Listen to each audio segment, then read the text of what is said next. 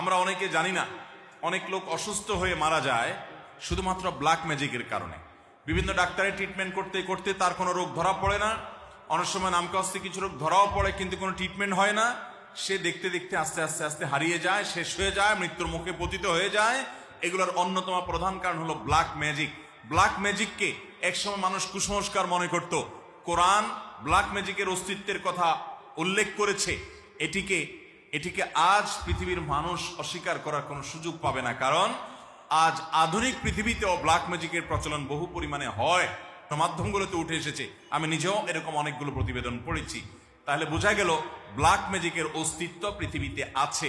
মানুষের ক্ষতি করার জন্য ব্ল্যাক ম্যাজিকের ব্যবহার বেশিরভাগ ক্ষেত্রে হয়ে থাকে।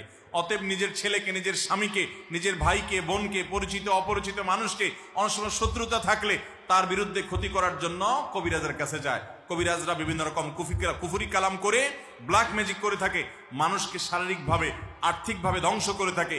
কোনো মেয়ের জন্য বিয়ে না হয়, ব্ল্যাক ম্যাজিক করা হয়, বিয়ে হয় না, একের পর এক আসে কিন্তু বিয়ে কোথাও হয় না। ঠিক একইভাবে কোনো মানুষকে ব্ল্যাক ম্যাজিক করার পর তিনি অসুস্থ হয়ে পড়েন, আস্তে আস্তে শুকিয়ে যান, কোনো রোগ ধরা পড়ে না, রোগ ধরা পড়লেও ট্রিটমেন্ট হয় না, লোকটা আস্তে আস্তে মৃত্যুর কোলে ঢলে পড়েন। এরকম ব্ল্যাক ম্যাজিক আমাদের সমাজে আজ অহরহ হচ্ছে। আপনি ফেসবুকে গেলে দেখবেন তান্ত্রিক অমুক কামরূপ কামাখ্যা থেকে প্রশিক্ষণ প্রাপ্ত, দেখছেন না দেখেন নেই? এগুলো সবগুলো ব্ল্যাক ম্যাজিশিয়ান। ইসলামী দণ্ডবিধিতে ইসলামী রাষ্ট্র যদি থাকে, ইসলামী বিচার ব্যবস্থা যদি থাকে, ইসলামী দণ্ডবিধিতে এই ধরনের অপরাধীদের শাস্তি হলো সর্বোচ্চ মৃত্যুদণ্ড। কারণ এরা গোটা সমাজকে ধ্বংসের দ্বারপ্রান্তে নিয়ে যায়, সমাজকে অস্থিতিশীল করে, সমাজে অশান্তি সৃষ্টি করে। এজন্য ভালো করে শুনে রাখেন, এই ধরনের কবিরাজের কাছে যারা যাবেন, এই ধরনের জাদুকরের কাছে যারা যাবেন, যারা কুফরি কালাম করে, আপনি তাবিজ করতে গেলেন অন্যকে আপোষ করার জন্য, ক্ষতি করার জন্য, এর কারণে আপনার কবিরা গুনাহ হবে। কোন কোন ক্ষেত্রে আপনি বেঈমান পর্যন্ত হয়ে যেতে পারেন। এবং আপনার তাবিজ করার কারণে, আপনার ব্ল্যাক ম্যাজিকের কারণে কোনো মানুষকে ক্ষতি করতে গেলেন, জাদুটোনা করতে গেলেন, বানটোনা করতে গেলেন, এই ব্যক্তি যদি ক্ষতিগ্রস্ত হয়, মারা যায়, তাহলে আপনি খুনি হিসাবে কিয়ামতের ময়দানে উঠতে হবে। অতএব এই ধরনের অন্যায় থেকে, গুনাহ থেকে আমরা বেঁচে থাকবো তো ইনশাআল্লাহ।